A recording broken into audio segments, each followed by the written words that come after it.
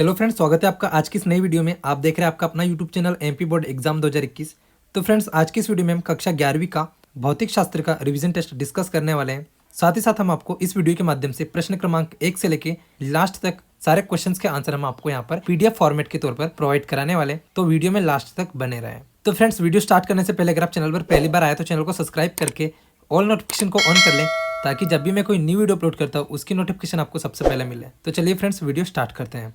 तो फ्रेंड्स, सबसे पहले हम बात कर लेते हैं जो आपका एग्जाम होने वाला है, ये 70 मार्क्स का होगा। ठीक है, इसके बाद आप चाहे तो यहाँ पर जो निर्देश दिए आप इसे पढ़ सकते हैं। इससे आपको ये पता चलेगा कि कौन सा प्रश्न कितने मार्क्स के लिए यहाँ पर दिया गया है। ठीक है, तो इन सब बातों को साइड में रखते हुए हम बढ़ते हैं क्वेश्चन नंबर 1 की तरफ। सबसे पहले हम यहाँ पर ऑब्जेक्टिव टाइप क्वेश्चंस की बात करेंगे। उसके बाद हम आपको क्वेश्चन नंबर 5 से लेके सारे क्वेश्चंस के आंसर हम आपको इसी वीडियो के माध्यम से ही प्रोवाइड कराने वाले हैं। लेकिन सबसे पहले हम ऑब्जेक्टिव टाइप क्वेश्चंस की बात कर लेते हैं, क्योंकि ऑब्जेक्टिव टाइप प्रश्न बहुत ज्यादा मायने रखते हैं। ठीक है, तो नंबर 1 पे जो प्रश्न दिया है वो है प्रत्येक प्रश्न में दिए गए विकल्पों में से सही विकल्प चुनकर लिखिए। तो फ्रेंड्स, ज्यादा टाइम आपका यहाँ पर वेस्ट नहीं करेंगे, बढ़ते हैं प्रश्न क्रमांक 1 की तरफ।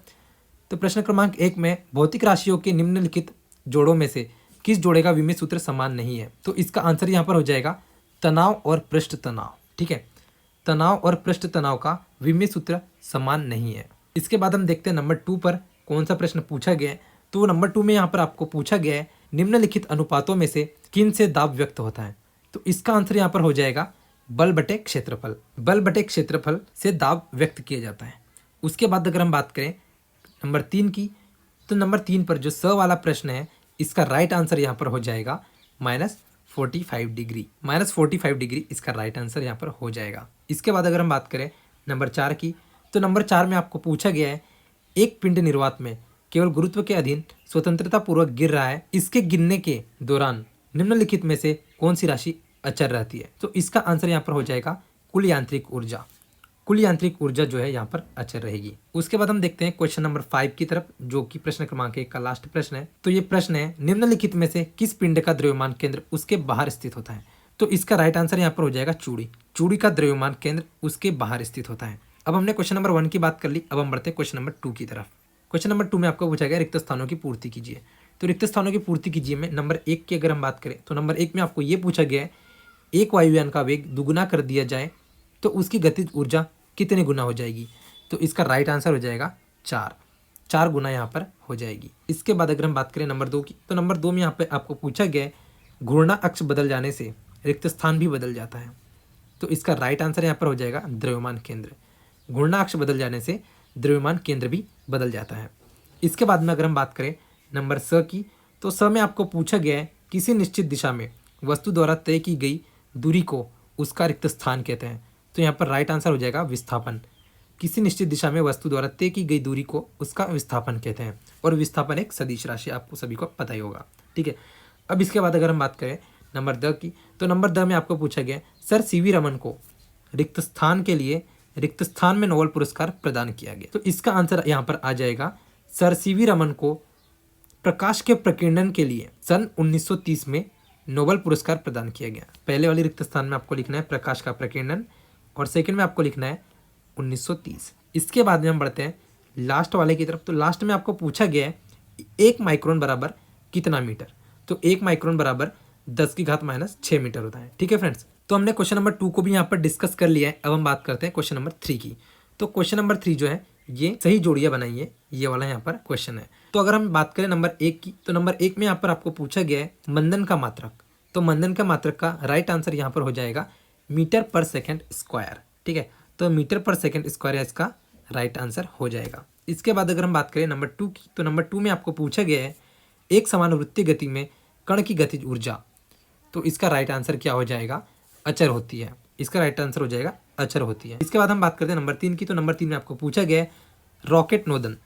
तो रॉकेट नोदन की जोड़ी जमेगी संवेग संरक्षण से। रॉकेट नोदन की जोड़ी जमेगी संवेग संरक्षण से।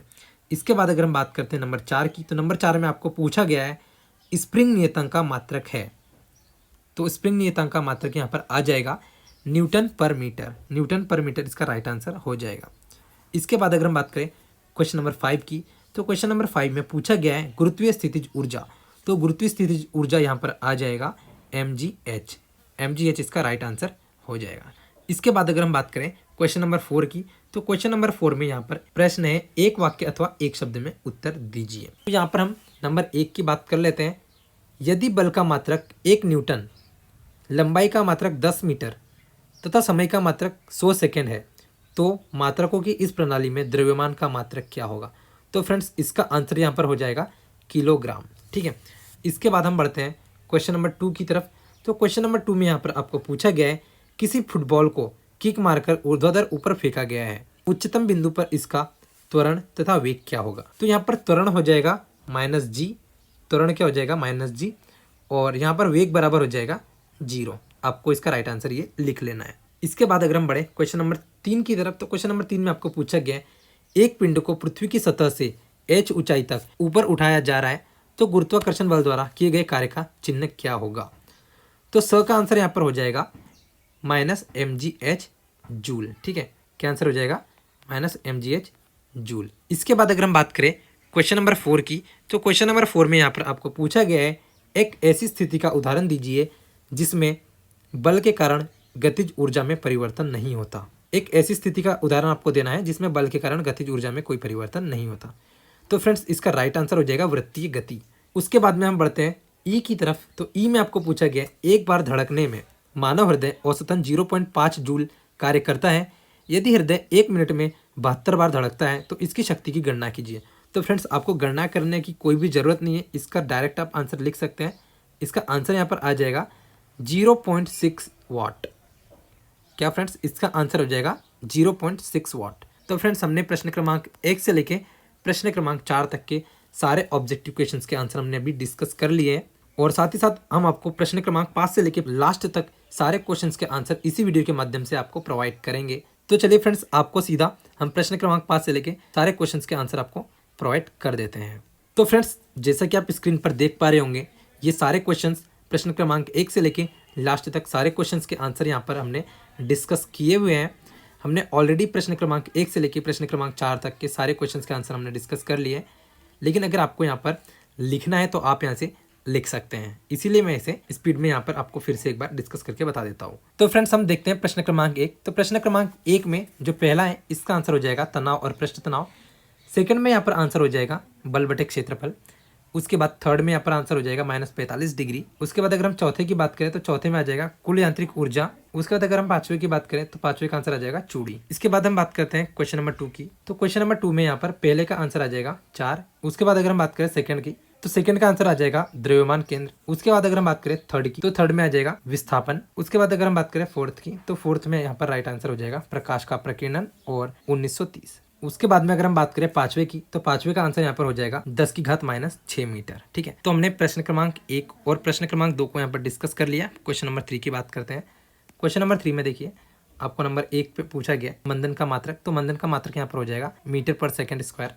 सेकंड में यहाँ पर पूछा गया एक समानुवृत्तीय गति में कण की गतिज ऊर्जा, राइट आंसर हो जाएगा अचर होती है। थर्ड में यहाँ पर पूछा गया रॉकेट नोदन। तो रॉकेट नोदन का आंसर हो जाएगा संवेग संरक्षण। उसके बाद फोर्थ में आपको पूछा है स्प्रिंग नियतांक का मात्रक। तो स्प्रिंग नियतांक का मात्रक हो जाएगा न्यूटन पर मीटर। ठीक है, इसके बाद पांचवा है गुरुत्वीय स्थितिज ऊर्जा का आंसर यहाँ पर हो जाएगा mgh। तो फ्रेंड्स आप यहाँ पर क्वेश्चन नंबर 4 यहाँ पर देख सकते हैं। आपको यहाँ पर स्पीड से डिस्कस करके बता देता हूँ ताकि आप जल्दी से जल्दी क्वेश्चन नंबर 5 के बाद के सारे क्वेश्चन के आंसर आप यहाँ पे इजिली देख पाए। क्वेश्चन नंबर 4 में आपको नंबर 1 का आंसर लिखना है किलोग्राम। नंबर 2 में आपको लिखना है त्वरण बराबर -g और वेग बराबर होता है 0।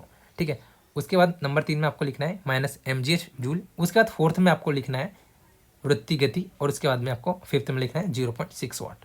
तो फ्रेंड्स हमने प्रश्न क्रमांक 1 से लेकर प्रश्न क्रमांक 4 तक के सारे ऑब्जेक्टिव टाइप क्वेश्चंस के आंसर अभी फास्ट डिस्कस कर लिए हैं। अब इसके बाद हम मेन टॉपिक पर आते हैं। प्रश्न क्रमांक 5 से लेके आपको सारे क्वेश्चंस के आंसर हम यहाँ पर PDF फॉर्मेट के तौर पर आपको प्रोवाइड कराने जा रहे हैं। तो फ्रेंड्स आपको हम क्वेश्चन नंबर 5 से लेकर सारे क्वेश्चन के आंसर अभी प्रोवाइड करा देते हैं।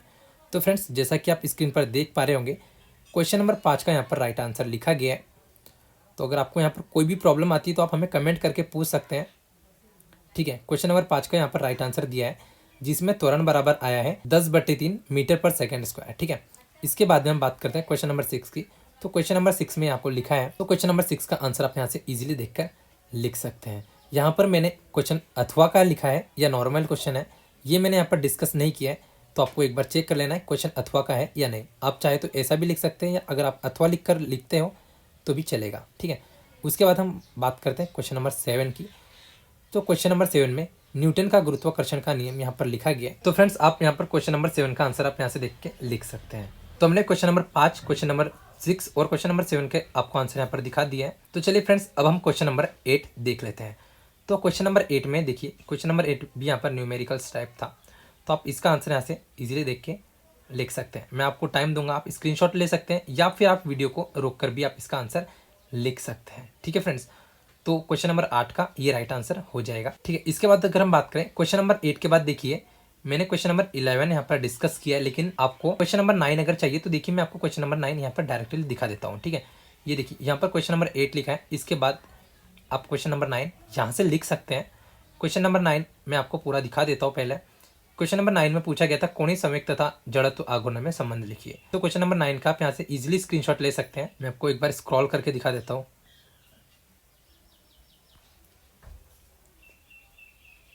तो इसका आंसर यहाँ तक आ जाएगा। ठीक है, अतः किसी पिंड का कोणीय संवेग पिंड के जड़त्व आघूर्ण आई तथा उसके कोणीय संवेग के गुणनफल के बराबर होता है। तो क्वेश्चन नंबर 9 आपने यहाँ पर देख लिया, आप चाहे तो एक बार फिर से देख सकते हैं। क्वेश्चन नंबर 9 को मैं यहाँ पर धीरे धीरे स्क्रॉल डाउन करता हूँ, आप इसका स्क्रीनशॉट ले सकते हैं। मैं यहाँ पर इसको 3 भाग में कर देता हूँ, आप इसका स्क्रीनशॉट ले लीजिए। ये एक भाग हो गया, इसके बाद में आप इतने भाग का एक बार स्क्रीनशॉट ले लीजिए। ठीक है, इसके बाद में ये एक भाग का स्क्रीनशॉट हो गया। यहाँ पर आपने क्वेश्चन नंबर 9 को पूरा यहाँ से देख कर लिख लिया होगा।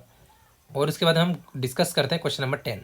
तो क्वेश्चन नंबर 10 का देखिए, ये क्वेश्चन नंबर 10 का आंसर यहाँ पर लिखा गया, आप चाहे तो इसका स्क्रीनशॉट ले सकते हैं। मैं एक बार फिर से यहाँ पर नीचे स्क्रॉल करता हूँ ताकि आप इसका और भी आंसर यहाँ पर देख। तो देखिए फ्रेंड्स, यहाँ पर बल जो है बल 2 गुना हो जाता है। तो यहाँ पर इसका आंसर यहीं पर खत्म होता है क्वेश्चन नंबर 10 का। अब हम बढ़ते हैं क्वेश्चन नंबर 11 की तरफ, जो कि हमने ऊपर लिखा है। तो क्वेश्चन नंबर 11 का देखिए ये आंसर, यहाँ पर आपको सदिश और अदिश राशि को चुनकर लिखना था। तो यहाँ पर क्वेश्चन नंबर 11 में यहाँ पर इसका आंसर लिखा गया है। तो अगर आपको इसका आंसर लिखना है तो आप वीडियो को रोककर या फिर आप स्क्रीनशॉट लेकर भी इसका आंसर यहाँ से इजीली लिख सकते हैं। तो क्वेश्चन नंबर 12 में आपको पूछा गया धनात्मक कार्य, ऋणात्मक कार्य और शून्य कार्य को समझाइए। यहाँ पर नंबर 1 में धनात्मक कार्य की यहाँ पर केवल परिभाषा लिखिए। यहाँ पर हमने इसका उदाहरण नहीं लिखा है, उदाहरण देखिए, उदाहरण इसका नीचे लिखा है, लेकिन आपको उसका उदाहरण इसके साथ ही लिखना है। इसके साथ हम बात करते हैं ऋणात्मक कार्य की। तो ऋणात्मक कार्य यहाँ पर बिल्कुल बराबर लिखा गया, इसमें यहाँ पर उदाहरण देकर भी समझाया है। इसके बाद में हम बात करें शून्य कार्य की, तो शून्य कार्य भी आपको बराबर लिखा है और उसके बाद में यहाँ पर इसका उदाहरण भी देकर यहाँ पर समझाया है। ठीक है, अब बढ़ते हैं प्रश्न क्रमांक 13 की तरफ। तो प्रश्न क्रमांक 13 का आंसर यहाँ पर आप इजीली देखकर राइट कर सकते हैं। तो क्वेश्चन नंबर 13 का आंसर थोड़ा बड़ा हो सकता है, तो मैं यहाँ पर धीरे धीरे नीचे स्क्रॉल करते जाता हूँ, आप इसका स्क्रीनशॉट इजीली ले लीजिए। तो यहाँ पर मैं आपको इसको 3 पार्ट में प्रोवाइड करा देता हूँ। देखिए, आप इसका स्क्रीनशॉट ले लीजिए, इसके बाद आप एक स्क्रीनशॉट यहाँ से ले लीजिए और यहीं पर एक क्वेश्चन खत्म होता है। ठीक है, तो हमने क्वेश्चन नंबर 13 का आंसर यहाँ पर डिस्कस किया। अब हम क्वेश्चन नंबर 14 की तरफ बढ़ते हैं। तो फ्रेंड्स, ये क्वेश्चन नंबर 14 है। तो क्वेश्चन नंबर 14 का यहाँ पर आपको पहले तो कार्य ऊर्जा प्रमेय लिखना है, उसके बाद इसकी उत्पत्ति करनी है, उसके बाद में यहाँ पर इसका पूरा आंसर लिखना है। तो मैं इसको भी आपको 3-4 भाग में यहाँ पर प्रोवाइड कर देता हूँ। तो आप सबसे पहले एक स्क्रीनशॉट ये ले लीजिए, उसके बाद में सेकंड आप स्क्रीनशॉट ये ले लीजिए। ठीक है, 2-3 सेकंड में आप इसका स्क्रीनशॉट ले लीजिए। इसके बाद में यहाँ पर कंटिन्यू आपको लिखना है और एक स्क्रीनशॉट आप ये ले लीजिए, इसका स्क्रीनशॉट आप ले लीजिए और उसके बाद बस यहीं तक ये प्रश्न था। और उसके बाद में हम बढ़ते हैं क्वेश्चन नंबर 15 की तरफ। क्वेश्चन नंबर 14 हमने अभी डिस्कस किया, क्वेश्चन नंबर 15 का आंसर अभी हम देखते हैं। तो क्वेश्चन नंबर 15 में आपको घर्षण कोण और विराम कोण में संबंध वाला क्वेश्चन है, तो आप इसका आंसर इतना ही है। तो आप इसका आंसर यहाँ से इजीली देखकर लिख सकते हैं या फिर आप वीडियो का स्क्रीनशॉट लेकर भी आप इसका आंसर लिख सकते हैं। तो फ्रेंड्स, हमने क्वेश्चन नंबर 15 को यहाँ पर डिस्कस कर लिया। अब हम बढ़ते हैं क्वेश्चन नंबर 18 की तरफ। क्वेश्चन नंबर 18 का यहाँ पर हमने आंसर लिखा है। क्वेश्चन नंबर 15 तक देखिए हमने सारे आंसर आपको प्रोवाइड कर दिए, क्वेश्चन नंबर 18 का भी प्रोवाइड कर दिया, बचे क्वेश्चन नंबर 16 और क्वेश्चन नंबर 17। तो क्वेश्चन नंबर 16 और क्वेश्चन नंबर 17 का आंसर आप खुद किताब से ढूंढकर लिख सकते हैं या फिर अगर आपको वीडियो के माध्यम से चाहिए तो आप हमें कमेंट करके बताएं, हम नेक्स्ट वीडियो के माध्यम से क्वेश्चन नंबर 16 और क्वेश्चन नंबर 17 का आंसर आपको प्रोवाइड कर देंगे। तो क्वेश्चन नंबर 18 की अगर हम बात करें तो क्वेश्चन नंबर 18 यहाँ पर आपको दिखाई दे रहा होगा, जिसमें आपको पूछा गया बल आघूर्ण का जड़त्व आघूर्ण तथा कोणीय त्वरण से संबंध लिखिए। तो इसका आंसर भी मैं आपको 2-3 भाग में यहाँ पर प्रोवाइड कर देता हूँ ताकि आप इसका इजीली स्क्रीनशॉट ले सकते हैं या फिर आप वीडियो को रोककर भी इसका आंसर लिख सकते हैं। तो फ्रेंड्स देखिए, नंबर 1 पर यहाँ पर आपको ये एक स्क्रीनशॉट ले लेना है, इसके बाद में आपको एक स्क्रीनशॉट यहाँ से लेना है, एक स्क्रीनशॉट आप ये ले सकते हैं। उसके बाद में अगर हम बात करें थर्ड पर, ये यहीं पर आंसर यहाँ पर इसका खत्म होता है, तो आप इसका आंसर इजीली यहाँ से देखकर लिख सकते हैं। एक बार फिर से मैं आपको क्वेश्चन नंबर 18 दिखा देता हूँ। देखिए क्वेश्चन नंबर 18 है, इसको मैं स्क्रॉल करता हूँ ताकि आप इसका आंसर इजीली लिख पाए। तो फ्रेंड्स हमने इस वीडियो के माध्यम से आपको सारे क्वेश्चंस के आंसर यहाँ पर प्रोवाइड करा दिए। बस क्वेश्चन नंबर 16 और क्वेश्चन नंबर 17 यहाँ पर हमसे छूट चुका है। तो अगर हमें इसका आंसर मिलता है तो हम इसका आंसर आपको नेक्स्ट वीडियो के माध्यम से प्रोवाइड करा देंगे। तो फ्रेंड्स अगर आपको वीडियो पसंद आया है और वीडियो आपको हेल्पफुल लगा हो, वीडियो को लाइक करें, कमेंट करें और अपने दोस्तों के साथ शेयर जरूर करें। और अगर आप चैनल पर पहली बार आए तो चैनल को सब्सक्राइब करके ऑल नोटिफिकेशन को ऑन कर लें, ताकि जब भी मैं कोई न्यू वीडियो अपलोड करता हूँ उसकी नोटिफिकेशन आपको सबसे पहले मिले। तो आज की वीडियो में फिलहाल इतना ही, मिलते हैं अगली वीडियो में। तब तक के लिए bye bye and take care.